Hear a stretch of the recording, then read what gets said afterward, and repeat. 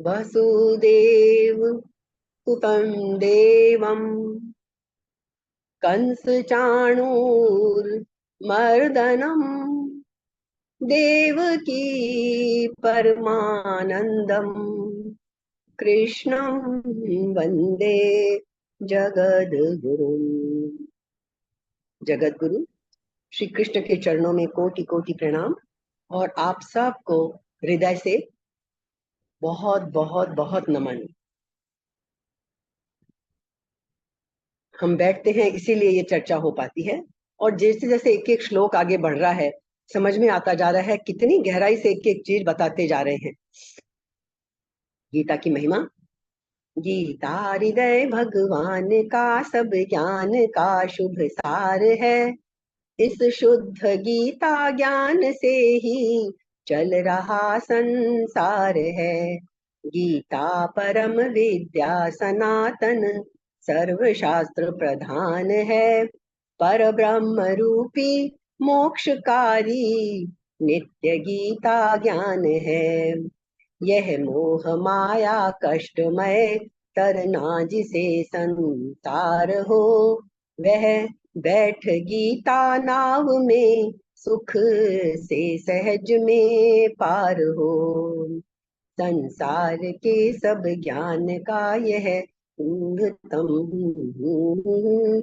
चलिए हम इसी पे रुकते हैं कि ये हमें मोक्ष जो चाहिए, जिसकी सारे धर्म ग्रंथों में, सारे शास्त्रों में, सब में जिसकी चर्चा होती है, तो ये गीता का ज्ञान हमें उस मोक्ष की तरफ ले जाने वाला है। और अभी हमारे जो ये अभी जो प्रकरण चल रहा है वो वही है कि जब ये मनुष्य शरीर छूटेगा उस वक्त हमें क्या स्थिति हमारी होनी चाहिए कि ये मोक्ष हमें प्राप्त हो जाए। तो इसका हम थोड़ा जो भ्रम पैदा हो जाते हैं इस तरह की बातों से ना, जैसे हमने बहुत स्पष्ट किया पिछली कई बार में कि ये नहीं है कि मरते समय भगवान का नाम किसी भी तरह से ले लो तो हो जाएगा, कोई जबरदस्ती भगवान का नाम बुलवा दे तो मुक्ति हो जाएगी, ऐसा नहीं होता है। तो हमने अच्छी तरह समझ लिया था भगवान का नाम तभी आएगा जब हम उसका अभ्यास कर रहे होंगे।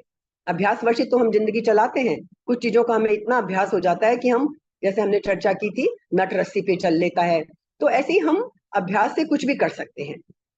तो वो नाम का भी जब हमें अभ्यास होगा जीवन भर तभी हम कुछ कर पाएंगे।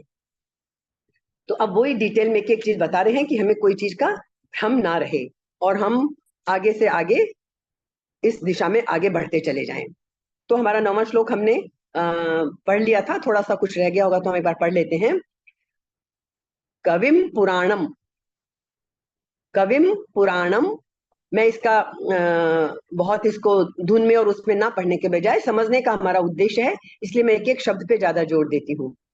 कविम पुराणम अनुशासितारम, और संधि विच्छेद करके पढ़ रही हूँ यदि किसी के सामने पुस्तक हो तो।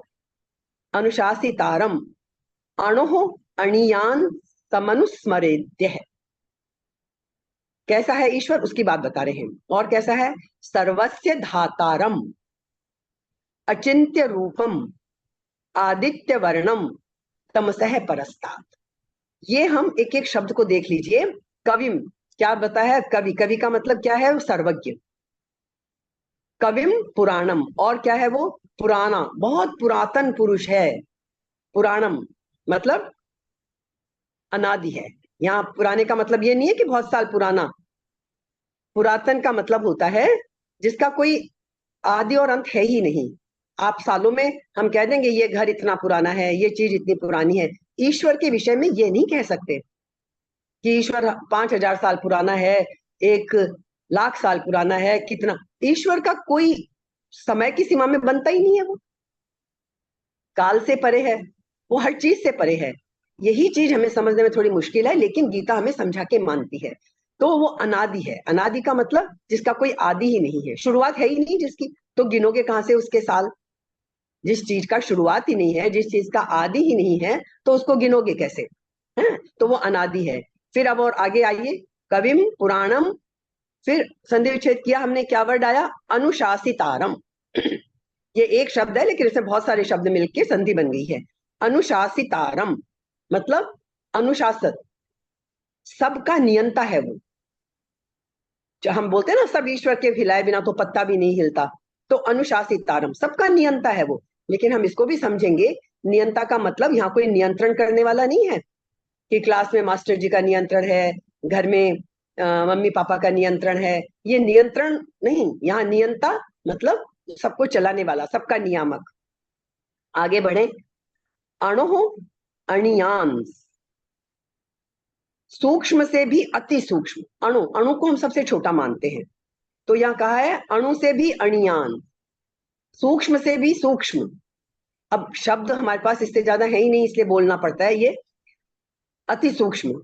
नहीं तो ईश्वर का तो सूक्ष्म कोई रूप ही नहीं है, अति सूक्ष्म भी वो कुछ नहीं है, वो हम अभी समझेंगे। फिर और क्या है, सबके धारण पोषण करने वाले, सर्वस्य धातारम, सबका धारण पोषण करने वाला। सबका धारण पोषण करने वाला कौन है? वो ईश्वर है। ये ईश्वर के सारे गुण बता रहे हैं कि हमें मृत्यु के समय ईश्वर का चिंतन करना है, पर कैसे ईश्वर का? ऐसे ईश्वर का। वैसे तो हमें सरल तरीका बता दिया कृष्ण ने कि जिसको भी आप मानते हो उसका ही स्मरण कर लो, लेकिन अब आपको असली बात भी तो बताएंगे, पूरी गूढ़ भी। तो जितने आप आगे बढ़ सकते हो, गीता पूरा रास्ता बता देगी। सर्वस्य धातारम अचिंत्य रूपम, सबके धारण पोषण करने वाले, लेकिन कैसा है वो? अचिंत्य, चिंतन में नहीं आता। चिंतन में वो कब आएगा? इस हमारे चित्त से तो हम उसका स्वरूप का चिंतन नहीं कर सकते, जैसे हम अभी हैं उसमें तो चिंतन नहीं हो सकता। कब कब आएगा उसका रूप समझ में? अचिंत्य कैसे है? जब तक चित्त और चित्त की लहर है, जब तक हमारा ये चित्त और चित्त की लहर चले जा रही है, तब तक हम नहीं उसका चिंतन कर सकते, तब तक तो वो हमें दिखाई नहीं देगा। और जब चित्त के निरोध और विलय काल में योग का यही बताते हैं ना, योग क्या है? योगस चित्त वृत्ति निरोध है, चित्त की वृत्तियों का निरोध योग है। ये जो हम आसन कर लेते हैं और योगा योगा बोलते रहते हैं, वो योग नहीं है। पहली बात तो योगा शब्द ही गलत है, पर चलो सबको प्रचलन में योगा योगा बोलना आसान लगता है, सब लोग योगा योगा कर लेते हैं। योग असल में क्या है? योग चित्त वृत्ति निरोध है, चित्त की वृत्तियों का निरोध योग है। क्यों? कि जैसे चित्त की वृत्तियों का निरोध होता है तो किससे योग हो जाता है हमारा? ईश्वर से। जो हमारा असली स्वरूप है उस ईश्वर के साथ हमारा योग, हमारा जोड़, हमारा हम मिल जाते हैं उसके साथ, वो है योग। तो क्या आ गया हमारा? चित्त का जब निरोध हो और जब चित्त का विलय हो जाता है, उस काल में ही वो ईश्वर हमें समझ में आ सकता है, उससे पहले समझ में तो नहीं आएगा। और कैसा है वो? आदित्य वर्णम, नित्य प्रकाश स्वरूप है। ईश्वर का स्वरूप कैसा है? प्रकाश स्वरूप, उसका कोई रूप आकार वो नहीं है। हम बोलते हैं ना ईश्वर क्या है? बस एक ज्योतिपुंज है। ईश्वर क्या है? ज्योतिपुंज है। तो ज्योति स्वरूप है। और क्या है? तमसः परस्तात्, अंधकार से दूर है वो ईश्वर, अंधकार से दूर है। नित्य प्रकाश स्वरूप है। और अविद्या, यहाँ अंधकार का क्या मतलब है? ऐसा अंधेरा नहीं, अविद्या का अंधकार जो है उससे परे ऐसा है वो परमात्मा। जितने विशेषण बताए ना अभी, ऐसा वो परमात्मा है। उस परमात्मा का जो स्मरण करता है वो ईश्वर को प्राप्त होता है। कड़ी जोड़ लीजिए पिछले 8 में से, ठीक है ना? कि तब असंशय जो कहा था ना, निश्चय ही तू मेरे को प्राप्त होगा अर्जुन। पर वो परमात्मा कैसा? परमात्मा के ऐसे स्वरूप का जिसको ध्यान आ जाए मृत्यु काल में, फिर कुछ नहीं बचता, फिर वो ईश्वर स्वरूप ही हो जाता है। तो पिछले क्या बताया था 8वें श्लोक में? मेरा चिंतन करता है। और यहाँ क्या बोले कृष्ण? परमात्मा का। तो उस परमात्मा के चिंतन का माध्यम तत्व स्थित महापुरुष है। तो अब ये हमारा जो 9वां श्लोक है, अब इसको हम थोड़ा ध्यान से समझ लेते हैं कि मन को आत्मा के चिंतन में ध्यान से समझ लें इसका अर्थ। अभी हमने अर्थ वैसे समझ लिया, थोड़ा सा और देख लें। मन को आत्मा के चिंतन में एकाग्र करने के फलस्वरूप हमको चिंतन किसका करना है? आत्मा का, आत्म स्वरूप का। तो उसमें एकाग्र करने के फलस्वरूप जो साधक है, साधक भक्त के मन में अध्यात्म के संस्कार दृढ़ हो जाते हैं। जैसे हम स्पिरिचुअलिज्म बोलते हैं, अध्यात्म बोलते हैं, तो वो क्या होता है? वो अध्यात्म के संस्कार दृढ़ हो जाते हैं। और स्वाभाविक है कि ऐसे साधक को अंतकाल में भी आत्म स्वरूप का ही दर्शन होगा, स्मरण होगा। जब आपका चित्त जीते जी हो गया आत्म स्वरूप में दृढ़ हो गया, जब हमारा आत्मा के संस्कार दृढ़ हो गए, तो अंतकाल में भी स्वाभाविक रूप से हमें वही याद आएगा। उसके लिए फिर उस वक्त हमें प्रयत्न नहीं करना पड़ेगा कि कुछ कोशिश करें जो भगवान का नाम आए, कुछ कोशिश करें, अपने आप स्वाभाविक रूप से आएगा। तो पहले के श्लोकों में भी ये संकेत किया गया था कि वर्तमान हमें ये नहीं सोचना कि मरने का इंतजार करना है। सॉरी, हमें वर्तमान जीवन में ही अहंकार का नाश और जीवन मुक्ति संभव है। बस नाश हमें अपने अहम का करना है। इस अहम को जिस दिन विगलित कर दिया, मैं और मेरा को जिस दिन खत्म कर दिया कि मैं कुछ नहीं, मेरा कुछ नहीं, सब कुछ जो है वो ईश्वर का है और मैं खुद तो ईश्वर का अंश ही हूं, ये जिस दिन हमारे पूरी तरह से बात मन में बैठ जाएगी और हम इसी को जीने लग जाएंगे, फिर रिपीट कर देती हूँ, ऊपरी जीवन में कोई फर्क नहीं पड़ेगा। ये जीवन ऐसे ही चलता रहेगा। हमारे घर परिवार संसार गृहस्थी हमारे कर्तव्य सब ऐसे ही चलते रहेंगे, बल्कि हम अपने कर्तव्यों में और अधिक दृढ़ हो जाएंगे, बहुत और अच्छे से वो हो जाएंगे। तो हमें करना क्या होगा, जीते जी जब हम अहंकार का नाश कर लें तो जीवन मुक्ति संभव है। जिसे बोलते हैं ना, कुछ लोगों को हम देख के साधु संतों को कहते हैं तो जीवन मुक्त महापुरुष है, मतलब जीते जी जिन्होंने मुक्ति पाली है ना। तो इस अविद्या जनित, अविद्या से जो विपरीत धारणाएं और उनसे जो हमारे अंदर घमंड गर्व मद ये जो चीजें हमारे अंदर पैदा हो जाती हैं, इन विकारों का समूल नाश तभी संभव हो सकता है। कब संभव हो सकता है, जब साधक ध्यान अभ्यास के द्वारा, ध्यान का बहुत अभी पढ़ेंगे ना कि हम दोनों भवों के बीच में ध्यान की जो जगह है, यहाँ पे ध्यान लगाना है, कैसे ध्यान लगाना है।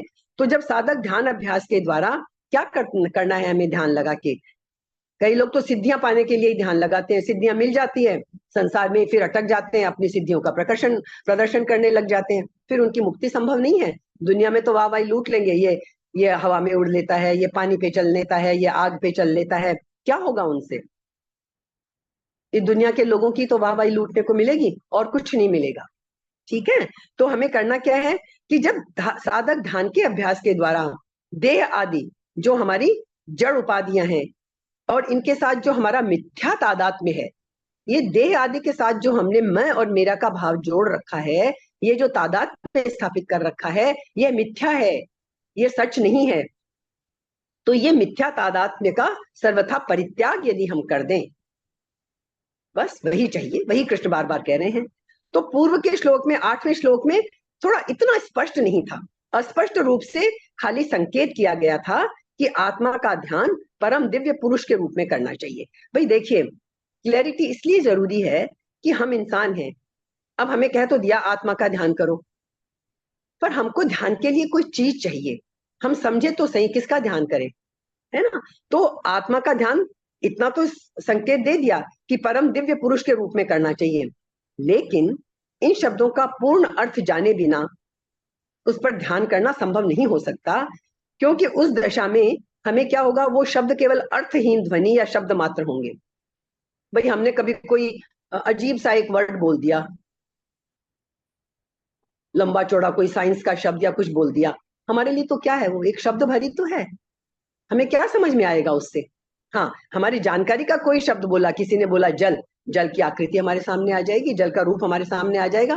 किसी ने बोला पर्वत, हमें समझ में आ जाएगा। किसी ने किसी जानवर का नाम लिया, प्राणी का नाम लिया, या राम का नाम लिया, तो हमें राम की वो मूर्ति जो हमने देखी है ध्यान में आ जाएगी। तो हमें कोई आकार तो चाहिए ना। कोई अजीब सा शब्द बोल दिया साइंस का, हमें तो हमको तो खाली हमारे लिए वो शब्द ही रहेगा, अर्थहीन रहेगा। तो जैसे समझ लो कोई बोल दे ऑक्सीजनेलिटीन, कोई साइंस का शब्द बोलते, अब हम क्या समझेंगे क्या है ये वर्ड, खाली ध्वनि है हमारे लिए, तो हम उस पर ध्यान नहीं कर सकते क्योंकि वो हमारे लिए एक शब्द मात्र है।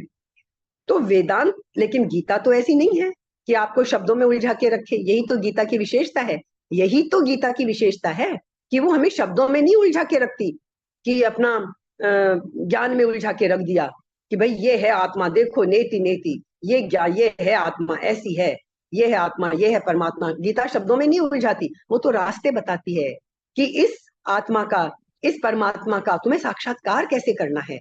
तो गीता क्या है, वेदांत को जीवन में जीने की कला सिखाती है। वेदांत में जितने ज्ञान सिखाया गया है जो हमें दुरूह लगता है, कठिन लगता है। गीता क्या करती है? वेदांत का सार है। जो हम गीता की महिमा हमेशा सबसे पहले स्मरण करते हैं कि सारे ग्रंथों का सार है, सारे उपनिषदों का सार है, सारे वेदों का सार है। तो वेदांत को जीवन में जीने की कला सिखाने वाला ग्रंथ है, और इस कला को और अधिक स्पष्टीकरण देना आवश्यक है। अब ये जो हमारे 2 श्लोक हैं, 9वां और 10वां, यहाँ हमारा ये प्रकरण समाप्त हो जाएगा। 11वें श्लोक से दूसरा प्रकरण शुरू होगा हमारा। तो ये जो विचाराधीन 2 श्लोक हैं हमारे, 9वां और 10वां, इन श्लोकों में इस साधना का विस्तृत विवेचन किया गया है। ये जो कहा ना कि अंत समय में ऐसे करना, ऐसे करना, तो कैसे ईश्वर का ध्यान करना, वो इस 9वें श्लोक में बताया है। 10वें में कैसे करना वो बताया है। तो ये 2 श्लोक बहुत साधक के लिए महत्वपूर्ण है। कोई भी साधक इसका सफलतापूर्वक उपयोग कर सकता है। इस 9वें और 10वें श्लोक का 8वें में जो हिंट दिए, जो संकेत दिए, 9वें और 10वें श्लोक में उनको बहुत अच्छी तरह से क्लियर कर दिया। जिस भी साधक की इच्छा हो इस रास्ते पे चलने की, वो साधक इस रास्ते पे चल सकता है, सफलतापूर्वक उपयोग कर सकता है, मतलब उस ईश्वर की अनुभूति कर सकता है। तो इस श्लोक में जितने विशेषण दिए गए हैं, अब हमको उन विशेषणों को समझना पड़ेगा। मैंने आपको संधि विच्छेद करके एक एक विशेषण बता दिया। तो अनेक विशेषण उस सत्य को लक्षित करते हैं। देखिए, लक्षित करते हैं, मैं फिर बोलती हूँ, संस्कृत भाषा की महत्ता को समझिए। हमें बता नहीं देते, एक लक्षित करते हैं, उसकी तरफ इशारा भर करते हैं, क्योंकि ये इतना गूढ़ ज्ञान है कि इसको शब्दों में बांधा ही नहीं जा सकता। अब कृष्ण भी बेचारे क्या करें, शब्दों के अलावा उनके पास कोई चारा ही नहीं है। हम मनुष्यों को समझाना है अर्जुन के माध्यम से, तो शब्द ही तो काम आएंगे ना। तो सिर्फ लक्षित करते हैं ये, असल में हमें उस रास्ते पे चल के उनकी अनुभूति करनी है। ये एक चीज हमको सबको अच्छी तरह कस के गांठ बांध लेनी है कि कितना भी पढ़ लें, कितना भी कुछ हम कर लें, हमें ये सब खाली लक्षित करेंगे, इशारे देंगे। हमें खाली इशारे देके उन चीजों को समझ के, और फिर हमें अनुभव करना है, उन चीजों का अनुभूति में लाना है। इसके अलावा और कोई दूसरा रास्ता नहीं है। परिभाषा नहीं करते, ये साइंस में होती है परिभाषा तो हर चीज की, कि इसको इसको मिलाओगे तो ये पानी बन जाएगा। लेकिन ऐसा सार तत्व है जिसके कारण जड़ और मिथ्या पदार्थ भी चेतन और सत्य प्रतीत होता है हमें। इसलिए यहाँ किसी भी एक विशेषण को अपने आप में संपूर्ण नहीं समझना चाहिए। इतने सारे विशेषण ईश्वर के कृष्ण बोल रहे हैं, कोई भी एक विशेषण संपूर्ण नहीं है, क्योंकि कृष्ण चाहते हैं किसी भी तरह हम समझें, किसी भी विशेषण से समझें, तो वो हमें समझाते हैं। जैसे आज हम जो रेखा गणित पढ़ते हैं, तो कैसे करते हैं हम? कोई कोई अज्ञात बिंदु का बोध हमें करना है, तो हम कैसे करते हैं? जो हमें 2 बिंदु ज्ञात होते हैं, समझ लीजिए ए बी सी, हमने कोई त्रिकोण बनाया, अब हमें एक बिंदु का ज्ञान करना है, तो हम कैसे करेंगे? जो हमें 2 बिंदु ज्ञात है उनको उपयोग करते हुए ही हम तीसरे का ज्ञान करते हैं ना रेखा गणित में। तो ऐसे ही यहाँ भी हमें अनिर्वचनीय सत्य का, अनिर्वचनीय जिसका वर्णन नहीं किया जा सकता मुंह से बोल के, उस अनिर्वचनीय सत्य का निश्चयात्मक वर्णन इन विशेषणों के द्वारा किया गया है। समझने की कोशिश करनी, इशारे भर किए गए हैं। इन शब्दों के ऊपर मनन करने का अर्थ, मनन करना है इन अर्थों पे, लेकिन उसका उद्देश्य क्या है? खाली मनन करके नहीं रह जाना। हमारे अंतःकरण में हमें ऐसा वातावरण उत्पन्न करना है जिस वातावरण में रहने से एक सुगठित और अंतर्मुखी मन अनंत स्वरूप की अनुभूति में स्थिर हो सकता है। बहुत ध्यान से समझ लेते हैं हम इस चीज को, कि ये इतना सारा जो कृष्ण बता रहे हैं, इनका अर्थ इतना ही है कि हमारे अंदर, हमारे अंतःकरण में एक ऐसा वातावरण बन जाए, जो अभी हमारे दुनिया भर का कोलाहल भरा पड़ा है, जो दुनिया भर का संसार रचा बचा बसा है हमारे अंदर, तो उसकी जगह एक ऐसा वातावरण निर्मित हो जाए हमारे अंदर कि हमको एक अलग ही दुनिया में हम पहुंच जाएं। सारे दुनिया के काम करते हुए भी हमारे अंदर हम अपने आप के साथ एक अलग वातावरण में जीना शुरू कर दें, जिसमें एक सुगठित और अंतर्मुखी मन हमारा बन जाए और उस अनंत स्वरूप की अनुभूति में स्थिर होने के लायक बन जाए। बस उसकी अनुभूति करनी है और उस अनुभूति में हमें स्थिर रहना है, भटकना नहीं है उससे हमें बार बार। तो अब हम एक एक को देख सकते हैं, जैसे विशेषणों को, कि कवि, सबसे पहले पढ़ लीजिएगा, मैंने विशेषण आपको अलग अलग करके बता दिए थे। कवि, कवि का क्या मतलब होगा? जो पुरुष सर्वज्ञ है। संसारी व्यक्ति जैसे नॉलेज है, अब हम बोलते हैं सर्वज्ञ। सर्वज्ञ का क्या मतलब है? जो सब कुछ जानता है। अज्ञानी जिसे बिल्कुल ज्ञान नहीं होता, अल्प ज्ञानी जिसे थोड़ा ज्ञान होता है। तो हम अलग अलग चीजें बोलते रहते हैं। तो हम संसारी लोग तो जैसे बोलते हैं ना, भाई ज्ञान का तो अंत ही नहीं है, मरते दम तक ज्ञान को पाते रहो। हम इस संसार में और दुनिया के संदर्भ में कभी भी ये नहीं बोल सकते कि हाँ अब तो मैंने सब कुछ जान लिया। हम हमेशा यही कहेंगे कि हमेशा ही स्कोप है जानने का, और जान सकते हैं। There is no end to knowing. जानने का कोई अंत नहीं है। ये हम संसारी लोगों के लिए है। लेकिन ईश्वर कैसा है? सर्वज्ञ है। कैसा है ईश्वर? वो सर्वज्ञ है।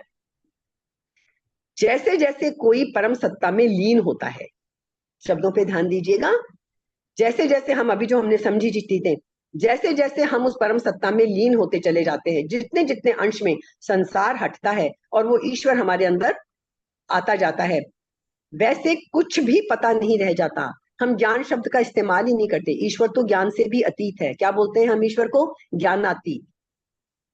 ज्ञानातीत है वो। ज्ञान अज्ञान सबसे परे है। ईश्वर की तो विशेषता यही है, क्योंकि जहां भी ज्ञान होगा तो वहां फिर अल्प ज्ञान, सीमित ज्ञान, सब कुछ चीजें साथ में विशेषण जुड़ जाएंगे। वैसे वैसे कुछ भी पता नहीं रह जाता, ना ज्ञान का और ना अज्ञान का। हमें तो गीता क्या सिखाती है? द्वंद्वातीत। द्वंद्वों से परे ऊपर उठना है, ज्ञान से भी और अज्ञान से भी। जो बहुत ज्यादा ज्ञानी होते हैं ना, वो भी नुकसान की चीज है। वो अपने अहंकार में इतने डूब जाते हैं, अपने ज्ञान के में इतना पड़ जाते हैं कि वो सरलता ही खत्म हो जाती है उनके अंदर से। ज्ञान, अहंकार जहां है वहां ईश्वर तो पास भी नहीं फटकता है। तो हमें करना क्या है? और अभ्यास। अब क्या है कि जैसे हमने चर्चा की ना, बार बार अभ्यास हो जाता है, हमें इतना ज्यादा अभ्यास हो जाता है। जैसे समझ लो कोई अध्यापक रहा जीवन भर, कहानी के लिए जैसे हम बोल देते ना, मुल्ला नसरुद्दीन का एग्जाम्पल। तो वो एकदम सड़क पे चला जा रहा, सारी सड़क पे जाम लगा दिया उसने, गाड़ियां हॉर्न पे हॉर्न बजा रही, कुछ नहीं सुन रहा। पुलिस वाला हाथ उसको कर रहा, वो कुछ नहीं सुन रहा। पुलिस वाला हाथ उठा के उसको बोल रहा है रुक जा रुक जा, कुछ सुन ही नहीं रहे, अपनी अकड़ में चले जा रहे हैं। फिर दौड़ के आया पुलिस वाला, भाई तुम कर क्या रहे हो ये? मैं तुम्हें बार बार हाथ दिखा रहा हूँ, तुमको समझ में नहीं आता? उसने कहा हाथ हाथ दिखा रहे हो, मैं समझता हूँ उसका मतलब, पूछो तुम्हें क्या पूछना है। टीचर रहा था ना जिंदगी भर, क्लास में क्या करते थे? बच्चों को कुछ पूछना होता था, हाथ उठाते थे। अभ्यास इतना पड़ गया उसको कि किसी ने हाथ उठाया है मतलब मेरे को क्वेश्चन किया है किसी स्टूडेंट ने। हाँ बोल, पुलिस वाले को बोलता है, बोल तुझे क्या पूछना है? उसने कहा मुझे पूछना कुछ नहीं है, देखो तुमने कितना जाम लगा दिया है, चले ही जा रहे हो, तुम्हें कोई ना रेड लाइट देख रहे हो ना कोई और चीज देख रहे हो। तो कहने का ये सब, समझाने का ये मतलब होता है, ये प्रतीक हैं चीजें कि जीवन भर जो हम अभ्यास में पड़ जाते हैं ना, तो वो ईश्वर हमें कहाँ से दिखे? अभ्यास तो हमें इतना पड़ा हुआ है कि हम शायद इतनी देर जो गीता करने बैठते हैं, उस वक्त भी हमारे दिमाग में कुछ कुछ चलता रहता है कि ये क्लास खत्म होगी तो उसके बाद हमें क्या करना है। हम उतनी सी देर भी शांति से नहीं बैठ पाते, कुछ दिमाग में और चलता रहता है। तो ये अभ्यास करने के लिए हमें ध्यान करने की बात बार बार कही जाती है। अभी आएगा हमारा आगे भी कि वही भुवों के बीच में ध्यान के बहुत सारे तरीके हैं, गीता ने भी सब का कईयों का जिक्र किया है। सॉरी। तो श्री कृष्ण जैसे व्यक्ति उत्तर देते ही नहीं है। बड़ा मुश्किल है भाषा में उत्तर देना। मैंने कहा ना शब्दातीत, ये ज्ञान जो है शब्दातीत है। कृष्ण जैसे लोग, कृष्ण ही है जो गीता जैसी चीज को भी बोल, जितना भी कोशिश करके समझा पाते हैं। नहीं समझा पाते हैं तो फिर वो 11वें अध्याय में जाके विराट रूप अपना दिखाते हैं। बहुत तरीके करने पड़ते हैं कृष्ण को, अर्जुन को समझाने के लिए। तो कृष्ण जैसे लोग प्रश्न का उत्तर नहीं देते, वो प्रश्न को पी जाते हैं अपने अंदर ही और उत्तर उनके अंदर से अपने आप निकलता है। उत्तर अपने आप निकलता है। केवल प्रश्न को भीतर भेजते हैं और परम शून्य से ध्वनि उठती है और लौट आती है। जैसे आप शून्य में जाएं, पर्वतों के ऊपर जाके हम लोग करते हैं ना, ऐसे स्थान होते हैं जब हिल स्टेशन पे जाते हैं, अपना ही नाम बोलते हैं, आई लव यू बोलते हैं, नए नए जोड़े जाते हैं तो कुछ भी बोलते हैं और वो ध्वनि लौट के आती है। तो समझ लो वो ईश्वर तो परम शून्य है, ये शून्य ही तो ईश्वर है। तो इस परम शून्य में यदि हम अपना प्रश्न डालेंगे तो उसका उत्तर हमें मिलेगा। लेकिन जरूरी क्या है उसके लिए? हमारे अंदर वो शून्य होना चाहिए, वो मौन हमारे अंदर होना चाहिए, ध्यान की वो अवस्था हमारे अंदर होनी चाहिए। तो हमें उस प्रश्न का उत्तर प्रतिध्वनित होगा, अंदर से अपने आप आएगा। कोई गुरु जितने भी हैं, शास्त्र जितने भी हैं, ये हमें शब्दों से समझाने की कोशिश कर रहे हैं, हमें उनके नजदीक ले जाने की कोशिश कर रहे हैं उस ज्ञान के। वो हमें बस खाली इशारे दे रहे हैं। हमें अनुभूति उसकी कब होगी? जब हम अंदर से मौन हो जाएंगे, शून्य हो जाएगा। तो जैसे वो हमारे बोले हुए शब्द उस शून्य से लौट कर आते हैं, वैसे ही वो हमारा प्रश्न जो भी उठेंगे उस शून्य में हमें उनका आंसर मिल जाएगा। वो आंसर कौन देगा? वो जो परम शून्य हमारे अंदर है, वो जो ईश्वर के रूप में है, उसका हमें उत्तर मिल जाएगा। ये बात हमें समझनी है। फिर हमने क्या समझा? ईश्वर अनादि है, ये भी हमने देख लिया। उसका कभी कोई आरंभ ही नहीं है। जब आरंभ ही नहीं है, कोई जन्म ही नहीं है, तो उसका अंत क्या होगा? वह बस है, ईश्वर बस है और कुछ नहीं, सदा से है। फिर सबका नियंता है। कैसे है सबका नियंता? तो हम ये सोच लें, नियंता हमारी आम भाषा में क्या होता है? जो सबको कंट्रोल करे, कंट्रोलर। ईश्वर कंट्रोलर नहीं है। ये जो हम लोग भ्रम कर लेते हैं ना कि ईश्वर के एक हाथ में तो सोने की चाबी है, स्वर्ग खोल देगा किसी के लिए, एक हाथ में लोहे की चाबी है, नर्क खोल देगा उसके लिए। भाई ऐसा नहीं है ईश्वर। ईश्वर के पास ऐसी कोई फुर्सत नहीं है कि करोड़ों अरबों लोगों के लिए वो यही करता रहे। अच्छा तूने ये किया है, तू जा स्वर्ग में, अच्छा ऐसा है तू जा नर्क में। कुछ नहीं, उसकी तो व्यवस्था ही इतनी सुंदर है। अपने आप जिसको जाना है स्वर्ग में जाएगा। स्वर्ग भी क्या है, हमने देख लिया ना, ये कोई स्थान नहीं है।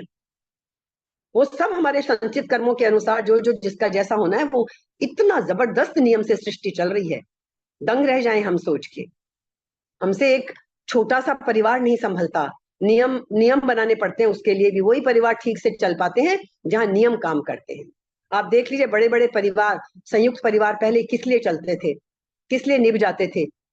वो किसी एक की मर्जी या उस पर नहीं चलते थे, नियमों से चलते थे।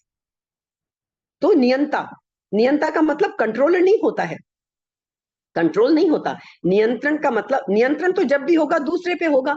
भाई मैं हूं, मैं किसी पे नियंत्रण करूं, मैं अपने को कोई शासक है, वो अपने को शासक और प्रजा को, प्रजा पे नियंत्रण रखेगा। तो शासक अलग है, प्रजा अलग है, दो चीज होनी चाहिए। पर यहाँ तो द्वैत है ही नहीं, सब कुछ में ईश्वर ही तो है। तो ईश्वर क्या अपने ही ऊपर नियंत्रण करेगा? नहीं करेगा। तो ईश्वर कंट्रोलर नहीं है यहाँ।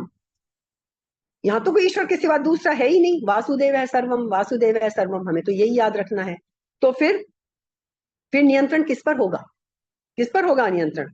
यहाँ नियंता का अर्थ समझ लेना है नियम। एक लॉ है, उसके अनुसार चल रहा है संसार। नियम बना हुआ है बस। ईश्वर की सारी सृष्टि नियम से चलती है। यदि एक एक व्यक्ति की गर्दन पकड़कर चलाना पड़े तो समझ लो ईश्वर पागल ही हो जाएगा। एक एक की गर्दन पकड़ के चलाना कितना मुश्किल काम है। हम एक मजाक में बोल रहे हैं। जैसे क्या है, एग्जाम्पल समझ लीजिए, इजिप्ट का एक सम्राट था, पागल था वो बिल्कुल, लेकिन वो शतरंज का बहुत अच्छा खिलाड़ी था, बहुत अच्छी शतरंज खेलता था। अब चिकित्सक भाई राजा है, हमारे परिवार में ही किसी को मानसिक रोग हो जाए तो आप देखो घर कितना उथल पुथल हो जाता है ना? जब नॉर्मल सोच और नॉर्मल तरीके से बंदा नहीं सोच पाता, तो घर में एक व्यक्ति भी यदि मानसिक रोग से ग्रस्त हो जाए तो आप देखिए घर की क्या स्थिति हो जाती है।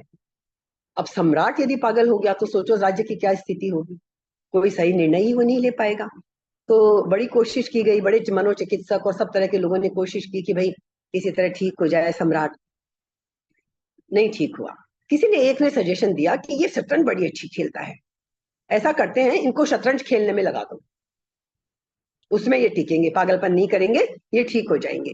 तो हुआ क्या, उनको शतरंज खेलने लगा दिया गया। बहुत पक्के शौकीन थे शतरंज के। अब उनके साथ शतरंज खेलने को कोई तैयार ना हो, भाई एक तो राजा, ऊपर से पागल, जिसका दिमाग खराब हुआ जो उसके साथ पंगा ले। कोई खिलाड़ी तैयार नहीं। एक सबसे बड़ा खिलाड़ी था, इनाम बहुत तगड़ा था, तो वो एक खिलाड़ी तैयार हो गया कि चलो मैं खेलता हूँ सम्राट के साथ। खेलना शुरू हो गया। हुआ क्या, साल भर तक उनकी शतरंज चलती रही। और धीरे धीरे ऐसा हुआ, जो भी कुछ उसके अंदर केमिकल चेंजेज हुए होंगे उस शतरंज की वजह से, या जो भी हुआ होगा, वो राजा तो हो गया ठीक, लेकिन वो खिलाड़ी जो था ना, वो पागल हो गया। तो ईश्वर, ये एक समझाने के लिए बहुत ही छोटी सी प्रतीकात्मक कहानी है कि ईश्वर ऐसा नियंत्रण नहीं करता एक एक के ऊपर कुछ भी, उसका तो नियम चलता है, नियम से सृष्टि चलती है। जैसे नियम है, जमीन में ग्रेविटेशन है, साइंस वाला तो समझाएगा कि गुरुत्वाकर्षण से ये हुआ वो हुआ। किस एक एक चीज के लिए निर्णय लोगे? यदि कोई चीज ऊपर से गिरी, हम हर चीज में नियम लगाने लग जाएंगे। नदी, ईश्वर के तो ऐसे नियम है, बस गुरुत्वाकर्षण का नियम है, अपने आप नियम से काम कर रही है सारी सृष्टि। नदी अपने आप बहती है। ईश्वर कोई जगह जगह अपने संतरी खड़े नहीं करता कि देखना भैया ध्यान रखना ये नदी कहीं गलत रास्ते ना चली जाए। ऐसा ईश्वर कुछ नहीं करता। नदी का अपने आप स्वाभाविक रूप से वो निकलती है और उसकी गति समुद्र की तरफ होती है। उसे मिलना है ईश्वर में। अब उसका ईश्वर समुद्र है, उसे ईश्वर में जाके मिलना है। जैसे हमारा है तो वो समुद्र में जाके मिलती ही है, उसकी गति तय है। ईश्वर नहीं रास्ता तय करता, ये नियम है। फिर अब हम एक और चीज देख लें। एक आया था शब्द हमारे, सूक्ष्म से भी सूक्ष्म। हम जो सूक्ष्म जानते हैं अणु, उससे भी छोटा परमाणु। और जानते हैं ना साइंस हमें क्या कहता है? साइंस कहता है कि यदि 1 लाख अणु, 1 लाख, हमारे समझाने की भाषा के लिए, एक के ऊपर एक के ऊपर एक के ऊपर एक के ऊपर ऐसे 1 लाख अणु रख दिए जाएं, तब कितनी मोटाई होगी उसकी? जितनी हमारे एक बाल की मोटाई है। यदि 1 लाख अणुओं को एक के ऊपर एक के ऊपर एक रखेंगे तो इस बाल के जितनी मोटाई एक अणु की बनेगी। अब तो परमाणु भी बन गए और सूक्ष्म हो गया। तो यहाँ एक खाली उसका इशारा भर देने के लिए कहा गया है कि अणु अणियान, उस सूक्ष्म से भी छोटा है वो ईश्वर, सूक्ष्म से भी सूक्ष्मतर है, उससे भी सूक्ष्मतम है। इतना छोटा है वो ईश्वर, ईश्वर का स्वरूप। वो भी बताने के लिए, ईश्वर तो उससे वो स्वरूप है ही नहीं ईश्वर का, तो खाली हमें आभास देने के लिए। तो ये बड़ा और छोटा, देखिए ये भी रिलेटिव टर्म्स हैं। बड़ा और छोटा जो है ये सब रिलेटिव टर्म्स हैं। हाथी और चींटी को खड़ा करेंगे तो हाथी बहुत बड़ा है, चींटी बहुत छोटी है, लेकिन चींटी के सामने उससे भी छोटी कोई चीज रख दो तो चींटी बड़ी होगी। तो ये सब रिलेटिव टर्म्स हैं, है ना, समझाने के लिए। लेकिन परमात्मा तो क्या है? सूक्ष्मतम है, उससे छोटा फिर कुछ और है ही नहीं, और वृहत्तम है, परमात्मा से बड़ा भी कुछ नहीं है। यही तो परमात्मा की विशेषता है, छोटे से छोटा भी परमात्मा, बड़े से बड़ा भी परमात्मा। तो इसलिए परमात्मा की तो हम कल्पना ही नहीं कर सकते। क्या बताएं हम, कौन बताए हमें? नेति नेति, वेद और सारे ऋषि मुनि सब बोल जाते हैं नेति नेति। भाई नहीं समझा सकते हम कुछ नहीं समझा सकते। इसलिए परमात्मा की कल्पना भी नहीं की जा सकती, क्योंकि कल्पना तो स्थूल की होती है। कोई चीज हो सामने तो कल्पना करें ना, कैसे कल्पना करें हम? पर ईश्वर तो, इसका तो स्थूल रूप है ही नहीं, उसकी तो सिर्फ प्रतीति हो सकती है। इस पूरे इससे अभी हमको और समझना है ये श्लोक। मुझे नहीं पता कितना टाइम मेरे पास बचा है, कम ही टाइम बचा है अभी, लेकिन जहां तक है मैं कोशिश करती हूँ, नहीं तो अगले सेशन में कर लेंगे। हमें सिर्फ प्रतीति हो सकती है, फिर हमें दिमाग में बिठा लेनी है। ईश्वर को अनुभव करना है, जो शुरुआत हमने की थी, ईश्वर की अनुभूति करनी है हमें। देख नहीं सकते हम उसको इन आंखों से, उसका अनुभव करना है हमें, है ना। फिर दूसरा क्या विशेषण आया? सूर्य के सदृश प्रकाश रूप। अब देखिए मजबूरी है कृष्ण की, उन्हें तुलना करनी पड़ रही है सूर्य से। क्यों? क्योंकि हमारी दृष्टि में सबसे ज्यादा प्रकाशमान सूर्य है। अब हम इंसानों को समझाने के लिए सबसे ज्यादा तुलना किसकी दी जा सकती है? प्रकाश स्वरूप की, सूर्य की। जबकि वास्तविकता क्या है? साइंस भी कहता है, वैज्ञानिक भी कहते हैं, और हमारे सारे ग्रंथ भी कहते हैं, हमारा सूर्य ये तो कुछ भी नहीं है सृष्टि में। इससे अरबों गुना, खरबों गुना बड़े बड़े सूर्य इस ब्रह्मांड में हैं। कल्पना करो, हमारा सूर्य जो हमारे लिए सबसे बड़ा सूर्य है, जिसके पास जाने तक की हम कल्पना नहीं कर सकते, इतना गर्म है। हमारे ग्रह जो जितना दूर है सूर्य से, वहां उतनी ठंड है। हमारी पृथ्वी एक ऐसी जगह पे है ताकि हम यहाँ जीवन संभव हो सकता है, ना सूर्य के बहुत नजदीक ना सूर्य से बहुत दूर। लेकिन क्या करें, समझाने के लिए सूर्य ही समझाना पड़ा। तो सूर्य के सदृश प्रकाश रूप है वो ईश्वर। कितनी कमजोर भाषा है आदमी की, कृष्ण की कितनी मजबूरी है, सूर्य के प्रकाश से समझाना पड़ रहा है। तो सूर्य हमारे लिए बड़ा है, लेकिन वास्तव में हमने देख लिया इस ब्रह्मांड में सूर्य का भी कुछ नहीं है। भाषा की सीमा है, कृष्ण क्या करे, उनको भी भाषा ही तो उपयोग करनी पड़ रही है। अब जैसे क्या है, जैसे कहते हैं कि पृथ्वी को बने कोई 4 अरब वर्ष हुए हैं, और ये सूर्य इससे बहुत पुराना है। और ये भी आजकल कह रहे हैं कि ये सूर्य जो है इसकी उम्र 4000 वर्ष और है बस। हमें 4000 वर्ष बड़े लग सकते हैं, लेकिन जब हम सृष्टि की कल्पना करते हैं जो अरबों वर्ष पुरानी है, तो 4000 वर्ष कुछ बड़े नहीं लगते हमें। तो ऐसा है कि इस सूर्य की भी जो भी रिसर्च है, जो कहते हैं, हम तो इस बारे में कोई ज्यादा जानते नहीं, लेकिन कहते हैं कि अब इसकी उम्र 4000 वर्ष और है बस। लेकिन वो ईश्वर के लिए क्या है? वो किसी चीज से प्रकाशित नहीं होता।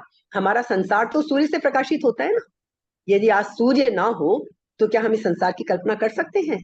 बिल्कुल नहीं। हमारा जो संसार है, हमारी जो ये पृथ्वी है, ये तो सूर्य से प्रकाशित होती है। लेकिन वो ईश्वर कैसा है? स्वयं प्रकाशी। उसको किसी और की सहायता नहीं चाहिए प्रकाशित होने के लिए। हमारे अंधेरे कमरे को दूर करने के लिए हमें एक बल्ब जलाना होता है, एक दिया जलाना होता है, तब वो चीजें हमें नजर आती हैं। लेकिन ईश्वर को किसी चीज की